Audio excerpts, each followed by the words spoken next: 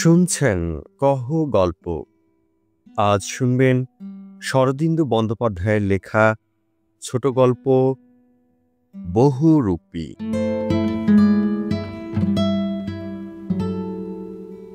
এটা বর্দার গল্প হইলে কখনোই বিশ্বাস করিতাম না, কিন্তু দুঃখের সহিত বলিতে হইতেছে যে ব্যাপারটা আমার চোখের সম্মুখেই ঘটিয়াছিল, সুতরাং হাসিয়া উড়াইয়া দিবার আর পথ নাই। যদিও বর্দা মূলত এই ঘটনার সহিত ঘনিষ্ঠভাবে জড়িত ছিল, তবু এত বড় ভোজাভাজি তাহার মতো মিথ্যাবাদীর পক্ষেও অসম্ভব বলিয়াই মনে করি।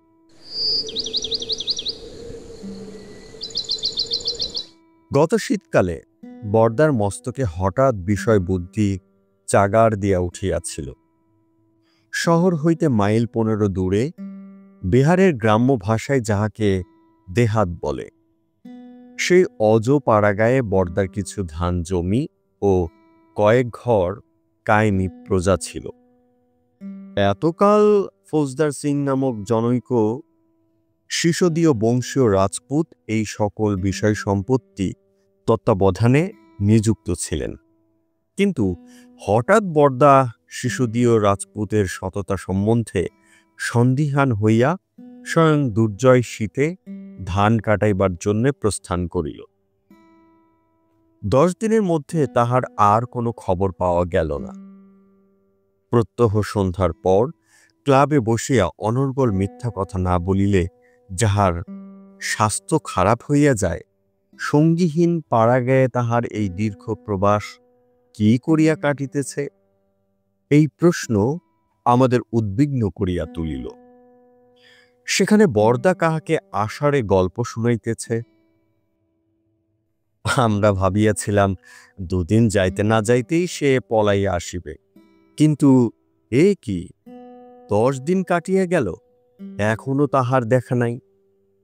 তাহার বাড়িতে অনুসন্ধান করিয়া জানা গেল, বর্দা নিজের কাছারি বাড়িতে পরম সুখে কালাতিপাত করিতেছে।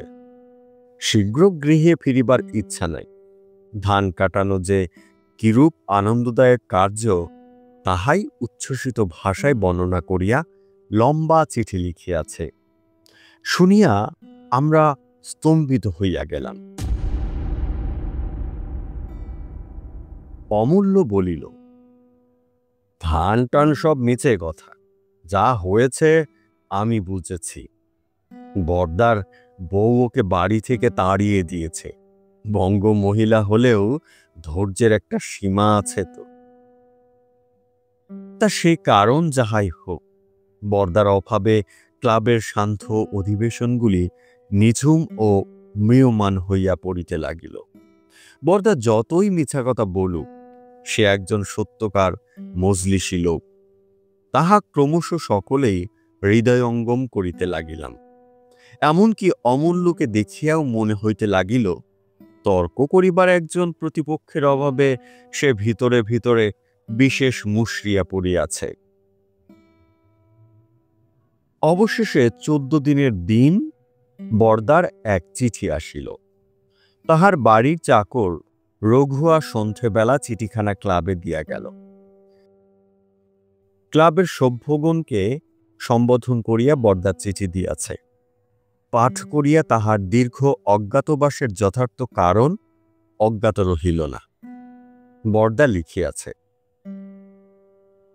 বন্ধুগণ, তোমরা প্রেতজনিতে বিশ্বাস করো না। আমি কাল্পনিক ভূতের গল্প বানাইয়া বলি, এরূপ ইঙ্গিতও মাঝে মাঝে করিয়া থাকো। তোমাদের মতো অন্ধ নাস্তিকের বিশ্বাস জন্মাইতে প্রত্যক্ষ প্রমাণ চাই, তাই জিজ্ঞাসা করিতেছি, নিজের চোখে ভূত দেখিতে চাও? সকর্ণে ভূতের কথা শুনিতে চাও? ভূতের সহিত করকল্পন করিতে চাও? আমি এখানে আসিবার পর আমার কাছারি বাড়িতে একটি অশরীরী আত্মার সহিত পরিচয় হইয়াছে। অত্যন্ত মিশুক লোক। প্রত্যহ অনেক রাত্রি পর্যন্ত আমাদের গল্প গুজব আলাপ আলোচনা হয়। তিনি তোমাদের সহিত আলাপ করিতে রাজি হইয়াছেন। যদি তোমাদের আপত্তি না থাকে সকলে মিলিয়া এখানে চলিয়া আসো। এক রাত্রি থাকিলেই চক্ষু কর্ণের বিবাদ ভঞ্জন হইবে। কবে আসিতেছ জানাইও। এখানে আসিতে হইলে তারাপুর পর্যন্ত বাসে আসিতে হয়। সেখান হইতে আমার আস্তানা পদব্রজে 2.5 মাইল। রাস্তাঘাট নাই বটে, কিন্তু এ সময়ে কোনো কষ্ট হইবে না। তারাপুর থানায় খোঁজ লইলে সেখানকার চৌকিদার পথ দেখাইয়া দেবে। এটি তোমাদের বর্দা। চিঠি পড়িয়া অমূল্য বলিল, এই 14 দিন জিরিয়ে নিয়েছে কিনা একটা বড় রকম বুজরুকি দেখাবে। আমি বললাম, কিন্তু ভূতের সঙ্গে করকল্পনটা হবে কি করে?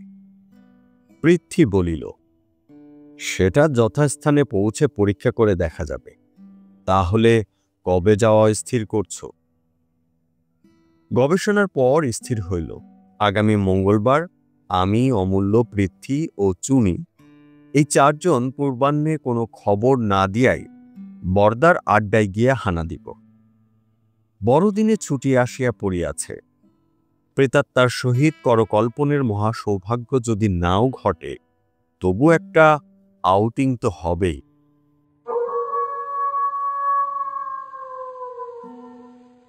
ওদিকটাতে শিকারও ভালো পাওয়া যায়। নির্দিষ্ট দিনে আমরা 4 জন বৈকাল আন্দাজ 3:30টার সময় বাস হইতে অবতরণ করিয়া হাঁটা পথ ধরিলাম। ধান ক্ষেতের আলের উপর দিয়া যাহাদের চলা অভ্যাস নাই, তাহাদের পক্ষে এই পথে পদক্ষেপ সর্বদা নিরুদ্বেগ নয়। মাঝে মাঝে অতর্কিতভাবে প্রতি পার্শ্বস্থ পঙ্কসজ্জায় বিশ্রাম করিবার সুযোগও ঘটিয়া যায়। কিন্তু সে যাহাই হোক, 2.5 মাইল পথ যে এত দীর্ঘ হইতে পারে তাহা পূর্বেও কখনো ভাবিতে পারি নাই। অমূল্য শ্লেষ করিয়া বলিল, মাইলগুলো সম্ভবত ভৌতিক মাইল, তাই তাদের আদি অন্ত খুঁজিয়া পাওয়া যাইতেছে না। এই অতি প্রাকৃত 2.5 মাইলের শেষে যখন বর্দার আস্তানায় আসিয়া পৌঁছালাম, তখন পৃথিবী পৃষ্ঠে দিনের আলো আর নেই।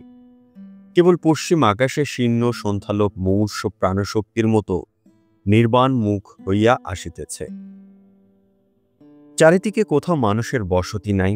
আবছায়া ধান ক্ষেতের মাঝখানে বিঘাখানেক পতিত জমি, তাহারই এক প্রান্তে একটি জীর্ণ ইটের ঘর, চারিপাশে অপরিসর একটু বারান্দা, মাথার উপর খড়ের ছাউনি। পতিত জমির উপর স্থানে স্থানে খড়ের স্তূপ রাখা আছে। প্রথমটা লোকজন কাহাকেও দেখিতে পাইলাম না। ঠিক স্থানে পৌঁছিয়াছি কিনা সন্দেহ হইতে লাগিল। অনতিদূরে একটি শিকলে বাঁধা কুকুর কুণ্ডুলি পাকাইয়া শুইয়াছিল। কাছে গিয়া দেখিলাম বর্দার কুকুর খোক্কস। খোক্কসের সহিত আমাদের প্রণয় ছিল, কিন্তু সে বিশেষ উৎসাহ প্রদর্শন করিল না। নির্জলুভাবে একবার তাকাইয়া আবার থাবার মধ্যে মুখ গুজিয়া ঘুমাইতে লাগিল। কিন্তু বর্দা কোথায়? ঘরের মধ্যে আলো জ্বলিতেছে না। এদিক ওদিক চাহিতে দেখি খড়ের একটি গাদার তলা হইতে হামাগুড়ি দিয়া একটি প্রাণী বাহির হইয়া আসিতেছে। মূর্তিটি ক্রমে খাড়া হইয়া আমাদের সম্মুখে আসিয়া ফৌজি সেলাম করিয়া দাঁড়াইল।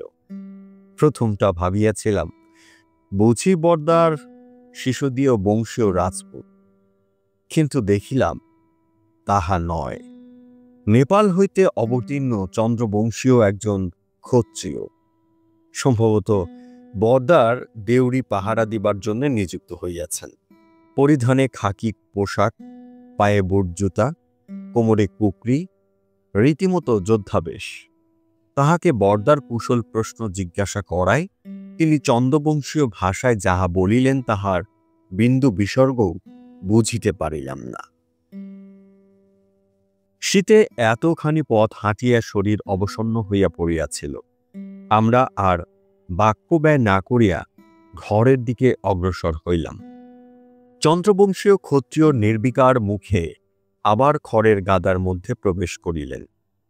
আমরা যেখানে ছিলাম সেখানে হইতে ঘরটি বোধ করি ৩০ কদম দূরে। বারান্দা শুদ্ধ ঘরের ভিত মাটি হইতে হাত ২ উঁচুতে অবস্থিত। বারান্দায় উঠিয়া সম্মুখেই ঘরের দ্বার। আমি সর্বপ্রথম উপরে উঠিয়া দ্বারের দিকে পা বাড়াইয়া চমকাইয়া উঠিলাম।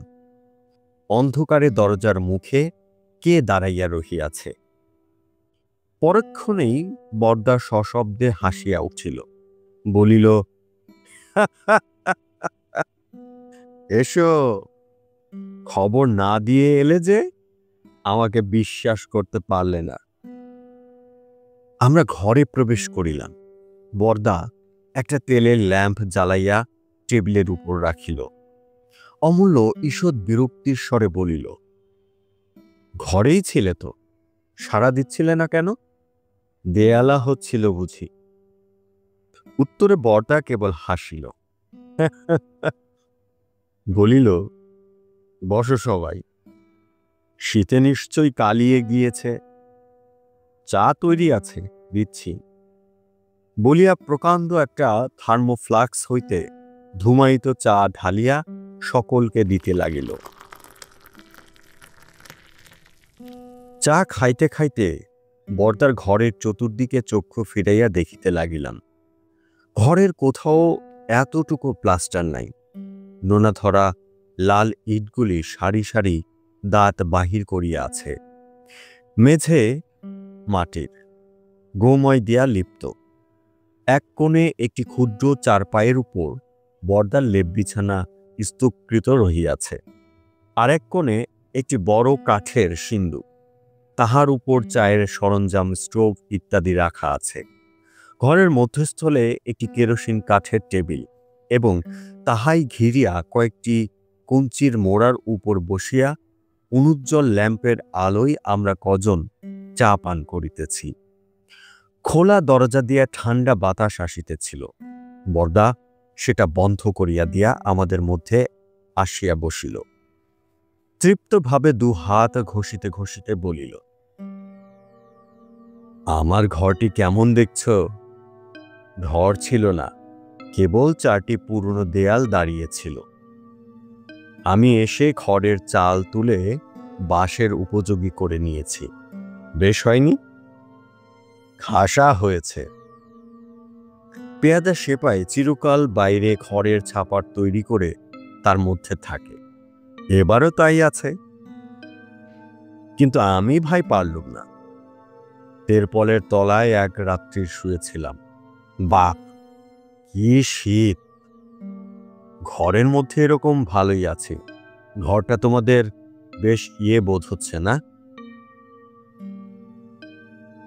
আমরা সকলে ঘাড় নাড়িয়া ছাই দিলাম। বলিয়া বরদা ঠিক কি বুঝাইতে চাহিল জানি না, কিন্তু এই ঘরে পদার্পণ করিবার পর হইতেই আমার মনের উপর কেমন একটা ছায়া পড়িতে আরম্ভ করিয়াছিল। মনের সে পরিহাস তরল ভাব আর ছিল না। কোথায় এই ঘরের কি গলদ আছে বুঝিতে পারিতেছিলাম না। অথচ অপরিচিত অন্ধকারে পথে চলিবার সময় যেমন চক্ষু কর্ণের তীক্ষ্ণতা অজ্ঞাত সারেই বাড়িয়া যায়, তেমনি একটা দুর্লক্ষ অবাস্তবতার সংশয় আমার ইন্দ্রিয়গুলিকে অতিশয় সতর্ক ও সচেতন করিয়া তুলিয়াছিল। চায়ের পেয়ালা নামাইয়া রাখিয়া অমূল্য বলিল, তারপর তোমার ভূত কই? বরদার হাসি মুখ আস্তে আস্তে গম্ভীর হইয়া গেল।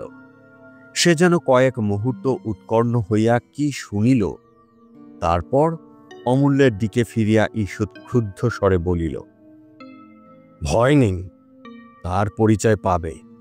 মিছে তোমাদের এত দূর ডেকে আনিনি। চুনি জিজ্ঞাসা করিল, কতক্ষণে তার দর্শন পাওয়া যাবে? তার আসার সময়ের কিছু স্থিরতা আছে কি? বরদা বলিল, কিছু না, শুধু তাই নয়, কোন রূপে তিনি আসবেন তারও স্থিরতা নেই। আমরা মোড়া টানিয়া আরো ঘনিষ্ঠ হইয়া বসিলাম। পৃথ্বী হাসিবার চেষ্টা করিয়া বলিল, সেটা কিরকম? বরদা বলিল, তিনি মানুষের রূপ ধারণ করে আসেন বটে, কিন্তু চেহারা সব সময়ে একরকম হয় না। তার মানে কি? তার মানে, বরদা যেন একটু ইতস্তত করিল, অশরীরী আত্মাকে স্থূল দেহ ধারণ করতে হলে কিছু জান্তব মাল মশলার দরকার হয়। তার নাম বিজ্ঞানের ভাষায় একটোপ্লাজম।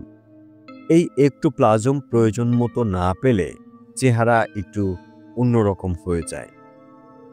অমূল্য বলিল, এ তোমার সেই পুরনো থিওরি, কিন্তু তোমার ইনি একটোপ্লাজম পান কোথা থেকে? বরদা একটু চুপ করিয়া থাকিয়া শেষে ধীরে ধীরে বলিল, বোধহয় খোক্ষসের গা থেকে। তিনি যতক্ষণ থাকেন কুকুরটা নির্জীব হয়ে পড়ে থাকে, নড়ে চড়ে না, ডাকেও না। তবে শুধু যে একটোপ্লাজমের তারতম্যে চেহারার তারতম্য হয় তা নয়, অন্য কারণও আছে। অন্য কারণটা কি? ইচ্ছা। প্রেতজনই ইচ্ছা করলে চেহারা বদল করতে পারে, কারণ তাদের দেহের উপাদান মানুষের দেহের উপাদানের মতো কঠিন বস্তু নয়। এই সময়ে বরদাকে একটু বিশেষভাবে লক্ষ্য করিলাম। এ কয়দিনে তাহার কি একটা পরিবর্তন ঘটিয়াছে। পরোক্ষ বিশ্বাসের গণ্ডি ছাড়াইয়া যেন সে সাক্ষাৎ উপলব্ধির দৃঢ়তার ভিত্তির উপর পা দিয়া দাঁড়াইয়াছে। তার্কিকের যুজুৎসা একেবারেই নাই, মুখে একটা নিঃসংশয় প্রসন্নতার ভাব, ছোটের কোণে একটু সকৌতুক কমলতা ক্রীড়া করিতেছে। বরদার এই অবস্থান্তরে আমার মনের ছায়াকে আরো গাঢ় করিয়া তুলিল। পৃথ্বী বলিল, থিওরি থাক, এখন ঘটনাগুলো বলো শুনি। তোমার সঙ্গে ঘনিষ্ঠতা কতদূর দাঁড়িয়েছে, কোথায় প্রথম সাক্ষাৎ হলো, ইত্যাদি।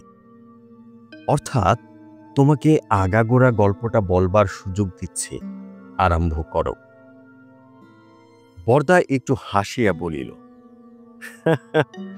বেশ। তারপর আবার যেন কান পাতিয়া কি শুনিল। দেখো, একটা কথা তোমাদের বলে রাখি, যদি কোনো সময় বুঝতে পারো যে তিনি এসেছেন, ভয় পেও না। ভয় পেলে সব নষ্ট হয়ে যাবে। চারিদিকে সচকিতভাবে একবার চাহিয়া আমরা আশ্বাস দিলাম, ভয় পাব না।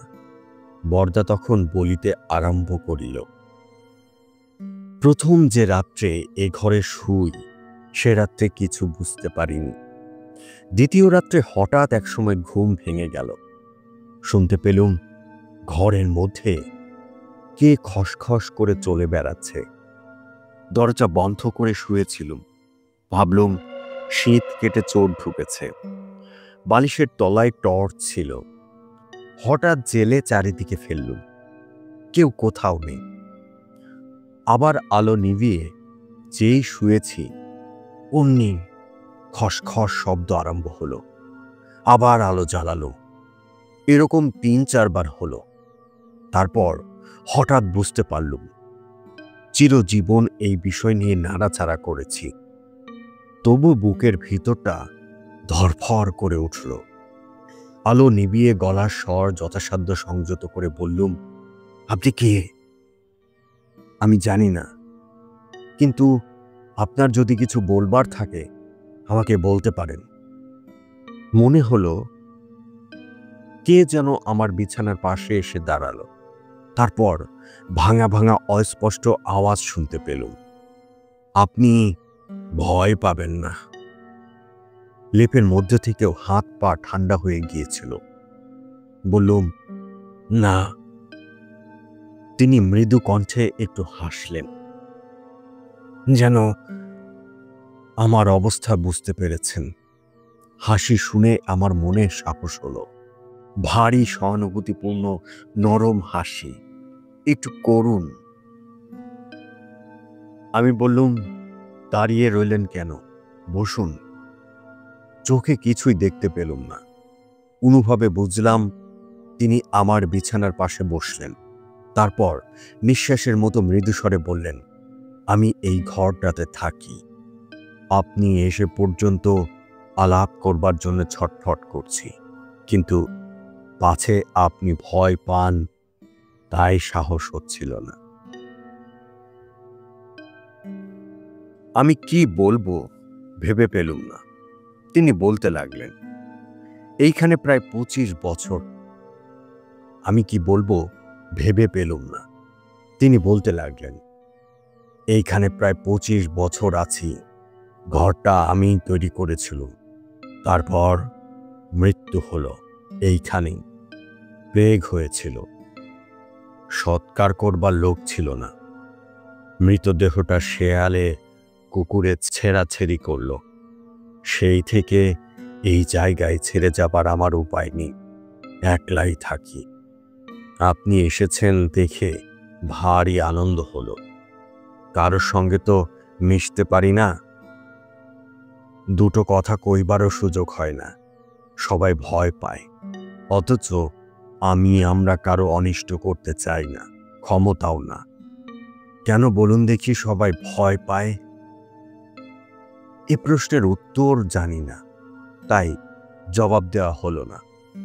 তিনি বললেন, আমি যদি মাঝে মাঝে এসে আপনার সঙ্গে গল্প সল্প করি, আপনার কষ্ট হবে না তো? আমি বললুম, না, বরং খুশি হব। তিনি গাঢ় স্বরে বললেন, ধন্যবাদ। আচ্ছা, আমাকে চোখে দেখলে কি আপনি খুব ভয় পাবেন? সত্যি বলছি, আমার চেহারা বিভৎস নয়, সাধারণ মানুষের মতো। বুকের ভেতর দূর দূর করে উঠল, কিন্তু বললুম, ভয় পাব না। তবে আলোটা জ্বালুন। মনকে দীর্ঘ করে টর্চ জ্বাললুম। মুহূর্তের জন্য তাকে দেখতে পাওয়া গেল। আমাদেরই সমবয়স্ক একটি যুবক, ময়লা রং, বড় বড় চুল, আগ্রহ ভরা চোখে আমার পানে চেয়ে আছেন। নিতান্তই সহজ মানুষের চেহারা, ভয় পাবার কিছু নেই। কিন্তু তবু বুদ্ধি বিবেচনা কোনো কাজে লাগলো না। সমস্ত অন্তরাত্মা যেন ভয়ে আটকে উঠল। মূর্তি সঙ্গে সঙ্গে মিলিয়ে গেল। শুনতে পেলুম বাইরে খোক্কস কুকুরটা কান্নার মতো একটা দীর্ঘ আওয়াজ করে ডেকে উঠল। বরদা চুপ করিল। ফুসফুস হইতে অবরুদ্ধ বাষ্প মুক্ত করিয়া বলিলাম, তারপর? বরদা বলিল, তারপর সহসা উঠিয়া দাঁড়াইল, পূর্বের ন্যায় উৎকর্ণ হইয়া শুনিল। তারপর আমাদের দিকে ফিরিয়া তাড়াতাড়ি বলিল, সময় সংক্ষিপ্ত হয়ে আসছে। হ্যাঁ। তারপর ক্রমে ভয় কেটে গেল। এখন রোজই তিনি আসেন, অনেক কথাবার্তা হয়। তোমাদের সঙ্গে দেখা করবার জন্য তিনি খুব উৎসুক ছিলেন, কিন্তু আর সময় নেই। এসো। বরদা আমার দিকে প্রসারিত করতল বাড়াইয়া দিল। কিছু না বুঝিয়া তাহার সহিত শেক হ্যান্ড করিলাম। বরদার হঠাৎ হইল কি, আমাদের বিদায় করিতে চাই নাকি? অমূল্য বলিল, কিন্তু কই, তিনি এখনো দেখা দিলেন না। বরদা আবার বসিয়া পড়িল, মুখের উপর দিয়া একবার হাত চালাইয়া বলিল, হয়তো দেখা দিয়েছেন, তোমরা জানতে পারোনি। এই সময় বাহিরে দ্রুত পদধ্বনি শোনা গেল। আমরা চমকিয়া সোজা হইয়া বসিলাম। পদশব্দ বারান্দার উপরে উঠিল। তারপর বন্ধ দরজায় সজোরে ধাক্কা পড়িল। হৃদযন্ত্রটাও ওই ধাক্কার সঙ্গে সঙ্গে চমকিয়া উঠিল। আমরা প্রশ্ন বিস্ফারিত চক্ষে পরস্পরের পানে চাহিলাম। এ সময় হঠাৎ কে আসিল? তবে কি? বরদার মুখের একটা ম্লান হাসি ক্রীড়া করিতেছিল। সে পূর্ণ চক্ষে আমার পানে চাহিয়া বলিল, বুঝতে পারছো না? আমি নীরবে মাথা নাড়িলাম। বরদা ব্যথিত অবসন্ন কণ্ঠে বলিল, এখনই বুঝতে পারবে, দোর খুলে দাও। দ্বার খুলিয়া দিব? কিন্তু দ্বারের ওপারে কি আছে? আবার সজোরে ধাক্কা পড়িল। বরদা আবার চোখের নীরব ইঙ্গিতে আমাকে দ্বার খুলিয়া দিতে বলিল। আমি মহাছন্নের মতো উঠিয়া গিয়া দ্বারের হুড়কা খুলিয়া দিলাম। অধীর হস্তে কে যেন কবাট ঠেলিয়া ঘরে প্রবেশ করিল।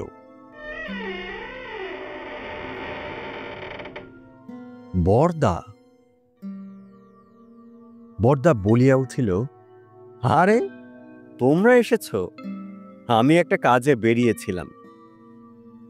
আমাদের মুখ দেখিয়া বরদা অর্ধপথে থামিয়া গেল। আমরা সকলে যে মোড়ায় বরদা বসিয়াছিল সেই দিকে ফিরিয়াছিলাম। দেখিলাম মোড়ায় যে বসিয়াছিল সে নাই, মোড়া খালি। এই সময় বাহিরে বরদার কুকুরটা কান্নার মতো একটা দীর্ঘ একটানা সুরে ডাকিয়া উঠিল। বরদা সেই ডাক শুনিয়া তীক্ষ্ণ চক্ষে আমাদের পানে চাহিল। তারপর ব্যগ্র কণ্ঠে বলিল, হ্যাঁ, তবে কি? আমি অতি কষ্টে গলা হইতে আওয়াজ বাহির করিলাম, হ্যাঁ, অতিথি সৎকারের কোনো ত্রুটি হয়নি, কিন্তু ভাই আজ রাত্রেই আমরা বাড়ি ফিরব।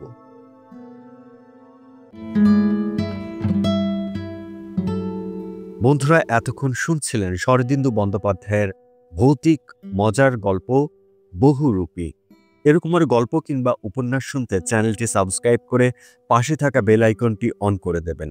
এছাড়া গল্পটি কেমন লাগলো সেটিও আমাদেরকে কমেন্টস করে জানাতে পারেন। গল্পটি ভালো লাগলে অবশ্যই প্রিয়জনের সঙ্গে শেয়ার করতে ভুলবেন না। এরকম আরও গল্প কিংবা উপন্যাস নিয়ে আবারও আপনাদের সঙ্গে দেখা হবে। সেই পর্যন্ত আপনারা সবাই ভালো থাকবেন, সুস্থ থাকবেন। মোস্ট ইম্পর্টেন্টলি, কহ গল্পের সঙ্গে থাকবেন।